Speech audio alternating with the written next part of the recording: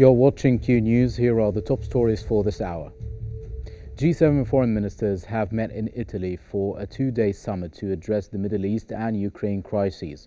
Hosted by Italian Foreign Minister Antonio Tajani, the meeting included discussions on Gaza's humanitarian crisis, Lebanon and the war on Gaza. Arab League chief and officials from key Arab states joined. Tuesday's agenda will focus on Ukraine, with a final communiqué expected. This is the G7's last ministerial meeting of 2024.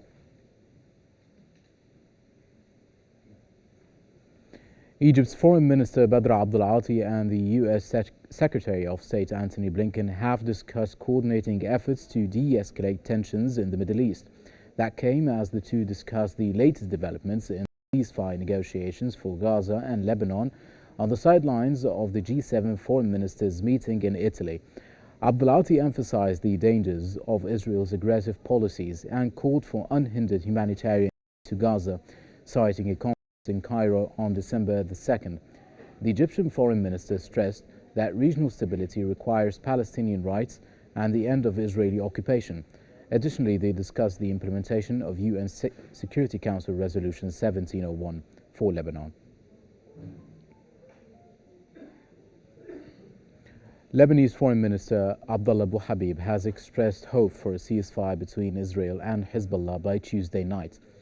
At a G7 meeting in Italy, Abu Habib mentioned that Lebanon's army would deploy 5,000 troops in southern Lebanon as Israeli forces withdraw.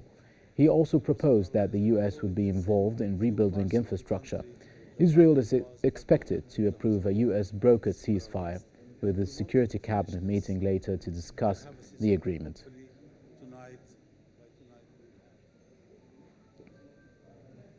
EU Foreign Policy Chief Josep Borrell has urged Israel to approve a US-backed ceasefire deal with Hezbollah.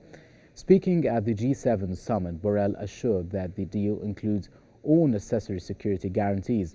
He emphasized that there's no excuse for delay and called for immediate action. Earlier, a senior Israeli official indicated Israel may greenlight the agreement today.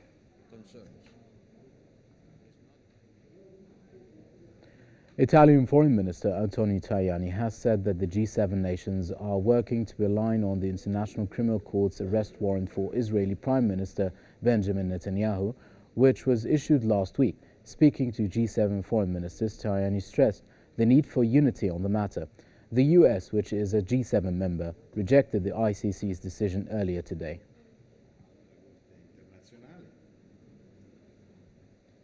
G7 leaders have met with Ukrainian envoy Andrei Sybiha amid escalating war tensions.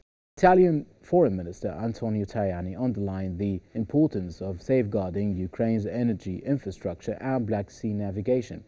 That came after Ukrainian officials reported that Russia had launched its largest drone attack, cutting power in Ternopil and damaging homes in and around Kiev. This attack coincides with Russia's significant territorial gains in eastern Ukraine, marking its largest advances in months.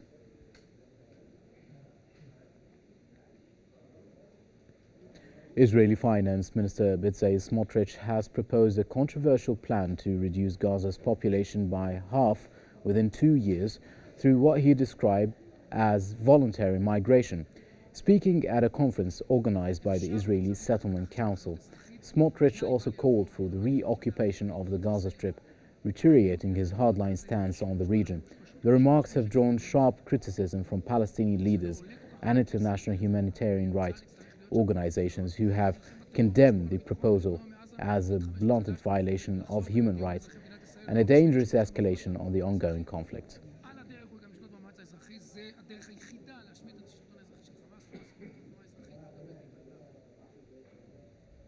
This concludes our top headlines for this hour. Thanks for watching and stay tuned for more updates on Q News.